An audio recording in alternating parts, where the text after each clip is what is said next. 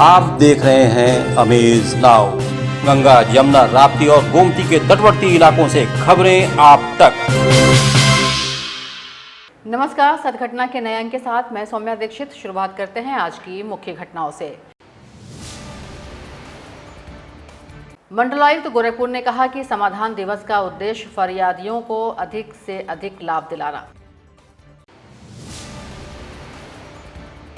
गोरखपुर महानगर में मूलभूत समस्याओं से जूझ रहे स्थानीय निवासियों ने रोड नहीं तो वोट नहीं का लगाया नारा। सहजनवा पुलिस ने बंगाल ले जाए जा रहे 30 गोवंशीय जानवरों को कराया मुक्त, 4 तस्कर गिरफ्तार। अपनों को पाकर आज 2 मानसिक रूप से कमजोर व मंद बुद्धि महिलाओं के चेहरे खिले।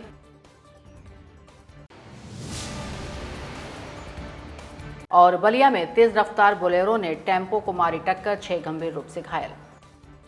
और अब सत्य घटना विस्तार।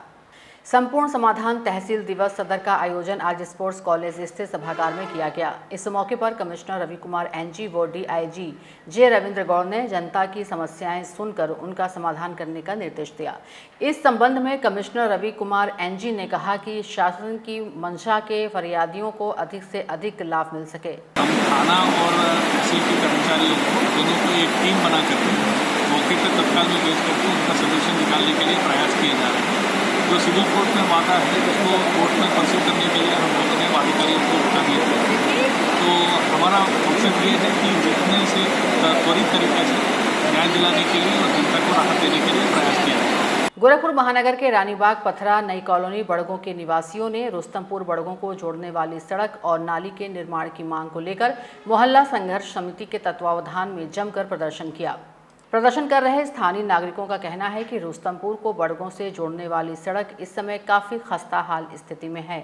यहाँ ना तो नाली है और ना ही किसी बड़े नाले का निर्माण कराया गया, जिसकी वजह से बरसात के समय सड़क पर जल जमाव की समस्या उत्पन्न हो जाती है और स्थानीय लोगों को काफी दिक्कतों का सामना करना पड़ता है। इसके साथ ही आक्रोशित निवासियों ने स्थानीय जनप्रतिनिधियों को यह चेतावनी भी दिया कि अगर वे हमें रोड नहीं दे सकते तो 2022 में हम वोट नहीं देंगे। रोड नाली नाला रोड नहीं, 2022 में वोट नहीं। नाली नाला रोड नहीं, 2022 में वोट नहीं। स्थानीय लोगों ने मीडिया से बात करते हुए बताया कि अगर यहां पर जल्द से जल्द नाली नाला और रोड नहीं बनेगा तो 2022 में हम लोग वोट नहीं देकर नोटा का प्रयोग करेंगे। अब तक जो 800 मीटर मात्र जो है सीसी रोड पास हुआ, उसमें भी बाकी कोई जल जमाव की समस्या का समाधान नहीं किया। मात्र डीसी साहब के द्वारा थोड़ा बहुत ईंट का टुकड़ा जो गिरा था वही गिरा। अगर सीसी रोड का जो निर्माण कार्य शुरू हुआ 800 मीटर का, तो 800 मीटर एक कंटिन्यू न बना करके 500 मीटर एक साइड बना दिए।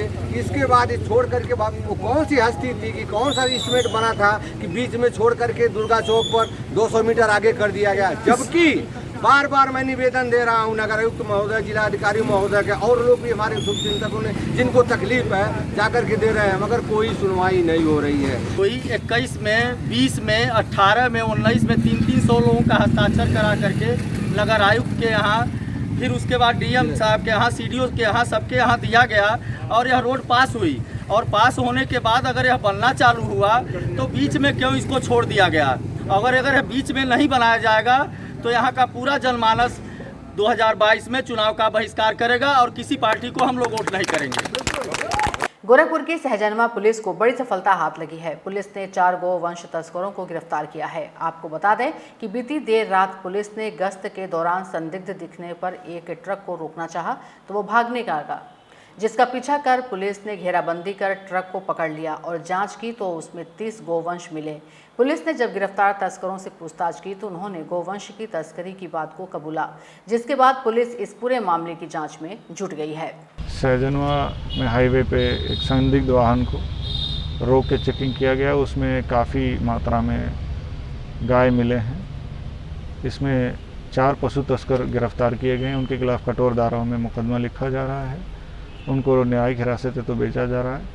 उनके खिलाफ चार्जशीट लगा के गैंगस्टर एक्ट तक की कार्रवाई करने है तो मेरे द्वारा निर्देशित किया गया है। साथ साथ उससे जुड़े हुए इस धंधे से जुड़े हुए आगे भी कौन क्या है, कितने लोग इसमें गैंग में शामिल है, सबके बारे में जांच करने का निर्देश देंगे। गोरखपुर जनपद के कोतवाली थाना क्षेत्र अंतर्गत बेनीगंज चौकी इंचार्ज पर व्यापारी के उत्पीड़न और पिटाई का आरोप लगाते हुए परिजनों ने एसपी सिटी सोनम कुमार से मिलकर चौकी इंचार्ज के खिलाफ शिकायत की थी, जिसके बाद एसपी सिटी ने सीओ कोतवाली को इस पूरे प्रकरण की निष्पक्षता के साथ जांच करने का आदेश दिया था।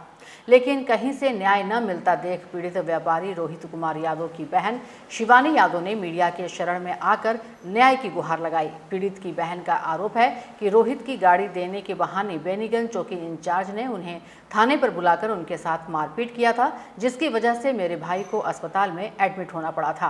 कल मैं एडीजीपी ऑफिस गई थी, वहाँ पे पीआरओ से मिली, उन्होंने भी बोला, एडिशनल एसएसपी से मिली, उन्होंने भी यही बोला जांच हो रही है। देखिए कल इन लोगों ने ये माना कि आपके भाई के साथ मिसबिहेव तो हुआ है और बहुत ज़्यादा हुआ।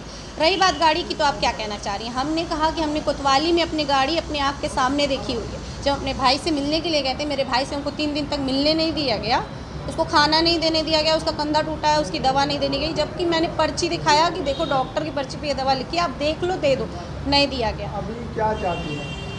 अभी मैं अपने भाई के लिए इंसाफ चाहती हूँ। बेनीगंज चौकी इंचार्ज और ये राकेश कुमार, इनके ऊपर कार्रवाई चाहती हूँ। गोरखपुर जनपद में अपने प्रथम आगमन पर भाजयुमो के प्रदेश अध्यक्ष प्रांशु दत्त द्विवेदी ने सपा और बसपा के ऊपर जमकर निशाना साधा। इस दौरान उन्होंने पिछले दिनों साइकिल यात्रा निकालने वाली सपा पर तंज कसते हुए कहा कि उनकी साइकिल पंचर हो चुकी है। इसके साथ ही उन्होंने दावा किया कि आगामी 2022 विधानसभा चुनाव में भाजपा 350 का आंकड़ा पार करेगी। आने वाले हफ्ते भर में सारे क्षेत्रों की टीम की घोषणा होनी है और नए जिलाध्यक्षों से लेकर नीचे तक नया गठन होना है। तो उसी संबंध में, चूंकि मैं मध्य उत्तर प्रदेश का रहने वाला हूं, तो जल्दी से जल्दी पूर्वांचल और पश्चिम के सब कार्यकर्ताओं से मिलना हो, उसी के नाते यहाँ आना हुआ था।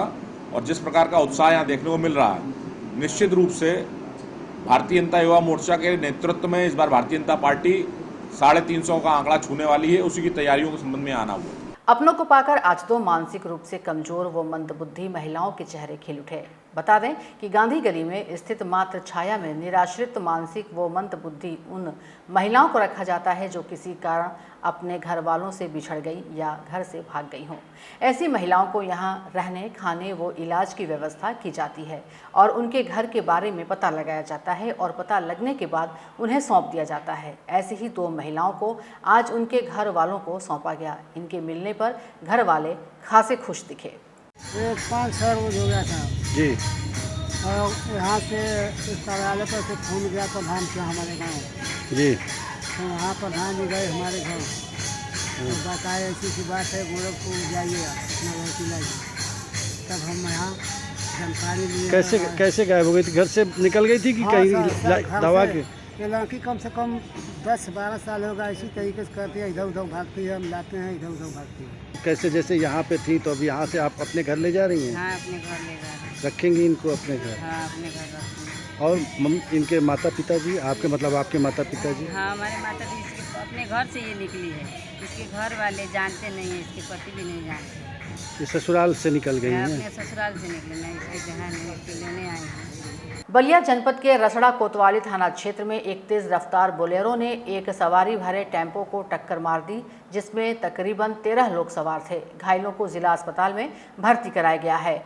घटना रसड़ा कोतवाली थाना क्षेत्र के मुंडेरा गांव के समीप का है। बताया जाता है कि गाजीपुर के सती स्थान से घर वापसी कर रहे थे सभी टेम्पो सवार। सभी घायलों को सामुदायिक स्वास्थ्य केंद्र रसड़ा पर भर्ती कराया गया, लेकिन डॉक्टरों ने स्थिति को देखते हुए सभी को मऊ जनपद के जिला अस्पताल के लिए रेफर कर दिया। बताया जाता है कि बोलेरो चालक गाड़ी लेकर मौके से फरार हो गया।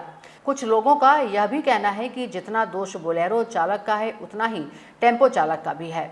सीमा से अधिक सवारी यानी एक टेम्पो में 13 सवारी भरने की क्या ज़रूरत थी? ये कहीं एक्सीडेंट हुआ है, इसको 108 नंबर की एम्बुलेंस लेकर आई है, इसका हम लोगों ने इलाज कर दिया है। बाकी ये लोग जो हैं इनको हायर सेंटर पर रेफर किया जा रहा है। कितने लोग गंभीर हैं? गंभीर देखिए इसमें 5-6 लोग हैं, बाकी लोग तो सामान्य चोट हैं। आजमगढ़ जिले के रेणा गांव निवासी पीड़ित ने जमीन कब्जा व मारपीट का आरोप लगाते हुए एसपी से शिकायत की है। पुलिस अधीक्षक कार्यालय पहुंचे तरवा थाना क्षेत्र के रेणा गांव निवासी मनोज सिंह ने बताया कि गांव में आने जाने के लिए ग्राम समाज की भूमि पर सड़क का निर्माण किया गया है। इस दौरान सड़क के चौड़ीकरण किया जा रहा था तो गाँव के रहने वाले पुच्छा सिंह रेणा ने जमीन पर कब्जा जमा लिया और उस भूमि से हटने की बात करने लगे। जब उसने मना किया तो और इसकी शिकायत एसपी को पहले भी किया तो उसे फर्जी मुकदमे में फंसाने की कोशिश की गई। साथ ही उसके घर पर कुछ लोग पहुंचकर गाली गलौज करने लगे, साथ मारपीट भी किए। पीड़ित ने एसपी को शिकायती प्रार्थना पत्र देकर जान मान की सुरक्षा की गुहार लगाई है। तो वहीं पुच्छा सिंह रेणा ने अपने ऊपर लगे सभी आरोपों को निराधार बताया। कहा कि वे आजमगढ़ में रहते हैं, गांव जाते ही नहीं हैं। आरोप लगाने वाला व्यक्ति धन उगाही के चक्कर में गलत शिकायत कर रहा है। उन्होंने कहा कि इस मामले से उनका कोई लेना देना नहीं है, बल्कि आरोप लगाने वाला व्यक्ति खुद अनैतिक कार्यों को करता है। मेन रोड से लगा हुआ नवीन प्रति ग्राम समाज की ज़मीन है और उस ज़मीन से हम लोगों ने एप्लीकेशन दिया था, एसडीएम साहब को दिया था, तहसीलदार साहब को दिया था, ऑनलाइन भी किया था, पोर्टल पे किया था। ये पुच्छा बाबू उस पर कब्जा करके अपने कब्जे में लेना चाहते हैं। उसके बाद एप्लीकेशन के बाद पुच्छा बाबू ने फ़ोन करके धमकी दिए कि उससे हट जाओ। हमने नहीं हटा। उसके बाद तरवा एसएचओ को गलत सूचना देके हमारे यहाँ गांजा दारू के में फंसा के हमारे यहाँ एसएचओ को भेजे थे। एसएचओ साहब ने जाके वहाँ पर कुछ नहीं मिला, हमें बुला के थाने में फिर समझा बुझा के पुच्छा सिंह से आगाह करके छोड़ दिया। कुछ भी नहीं, मनोज जो अपनी सारी संपत्ति बेच चुका है, मंडई में रहता है, गलत धंधों में लिप्त है, झूठा आरोप लगा रहा है द्वेष बस पैसा उगाही के चक्कर में चाहता है कुछ मुझसे पैसा लेना। समाजवादी पार्टी के राष्ट्रीय सचिव अखिलेश कटिहार का गोरखपुर आगमन पर बेतियाहाता स्थित समाजवादी पार्टी कार्यालय पर पदाधिकारी और कार्यकर्ताओं द्वारा फूल माला पहनाकर भव्य स्वागत किया गया। इस दौरान पार्टी कार्यालय पर सभी पदाधिकारी और कार्यकर्ता उपस्थित रहे। वहीं मीडिया से बात करते हुए समाजवादी पार्टी के राष्ट्रीय सचिव अखिलेश कटिहार ने बताया कि उनका पूरे प्रदेश भर का दौरा चल रहा है और कोरोना काल के समय समाजवादी पार्टी के जो भी कार्यकर्ता पदाधिकारी या उनके परिजन काल के गाल में समा गए थे, इन सभी के परिजनों से मुलाकात कर उनका हालचाल लिया जा रहा है। इसके साथ ही हमारी 2022 विधानसभा चुनाव की तैयारी भी चल रही है। उत्तर प्रदेश में जो वर्तमान सरकार की नीतियां हैं जनता को लूटने की और जो आरक्षण को ख़त्म कर दिया, पूरे 1.5 साल से जो कोरोना महामारी चल रही है, इसमें कोई गरीब, कोई अमीर, कोई दलित, कोई पिछड़ा, कोई हिंदू, कोई मुसलमान, हर वर्ग के आदमी के अंदर डर था मौत का और उसे 1% भरोसा नहीं था कि अगर हम बीमारी हम पे गहन रूप पे आती है तो मुझे इलाज मिल पाएगा या नहीं, ऑक्सीजन मिलेगी या नहीं, दवाई उसे मिलेगी, दवाइयों की कालाबाजारी नहीं होगी। 600 रुपये के इंजेक्शन को 6-6 हज़ार 10-10 हज़ार में बेचना, दवाइयों का बाजार से गायब हो जाना, ये जो पूरा एक अलग तरीके का वातावरण जो इस राज्य की जनता ने 1.5 साल जिस मौत के साये में गुजारा है, इस पे हम बात कर रहे हैं और अपने समाजवादी कार्यकर्ताओं से ये कह रहे हैं कि इस कठिन परिस्थिति में उनके साथ रहें, जितनी संभव हो सके उनकी मदद करें और उनकी आवाज़ को प्रशासन तक पहुंचाने का काम करें। इस मुद्दे पे हम यहाँ बात करने के लिए आए हैं। संत कबीरनगर जनपद में डूडा द्वारा लाभार्थियों को बिना बुनियादी सुविधाएं दिए ही आवास को आवंटित कर दिया गया, जिसके बाद से अभी तक यहां के रहने वाले नागरिक बुनियादी सुविधाओं के लिए तरस रहे हैं।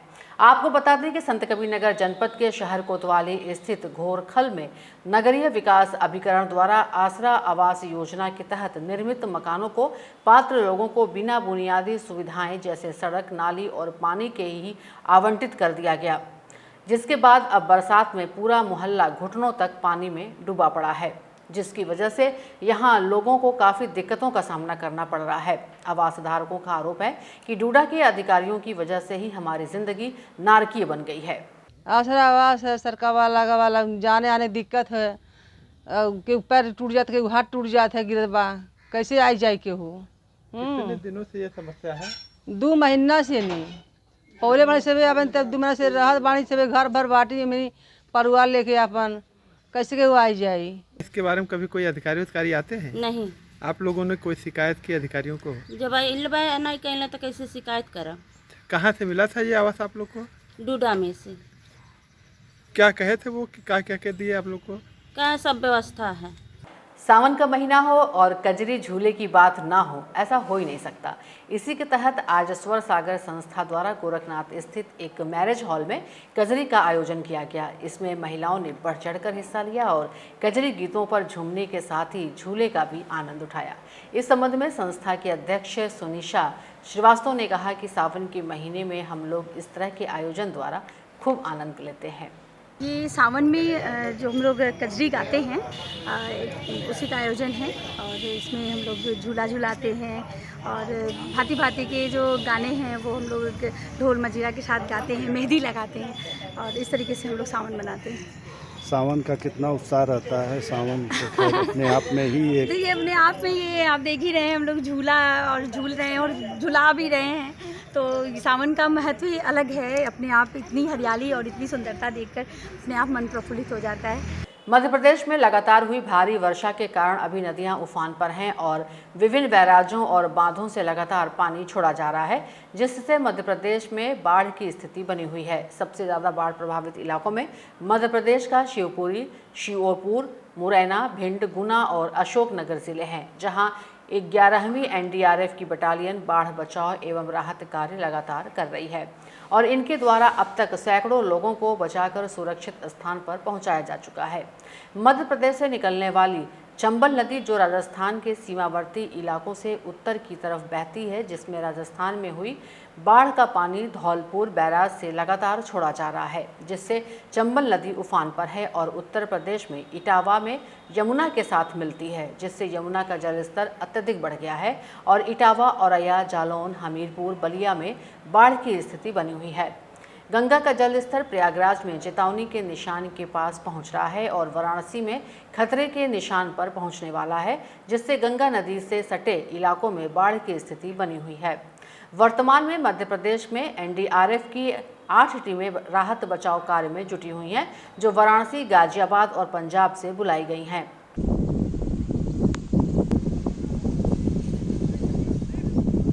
सदघटना के इस अंक में बस इतना ही। तेज, सटीक और ताज़ी घटनाओं को जानने के लिए आप जुड़े रहें अमेज नाउ के फेसबुक पेज, वेब पोर्टल और यूट्यूब से। इसी के साथ हमें अनुमति दीजिए। नमस्कार।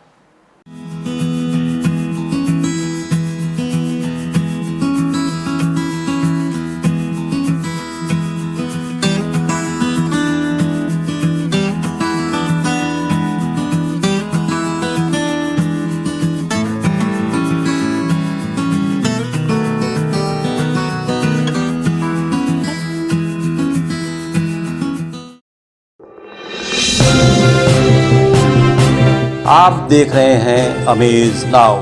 गंगा, यमुना, राप्ती और गोमती के तटवर्ती इलाकों से खबरें आप तक।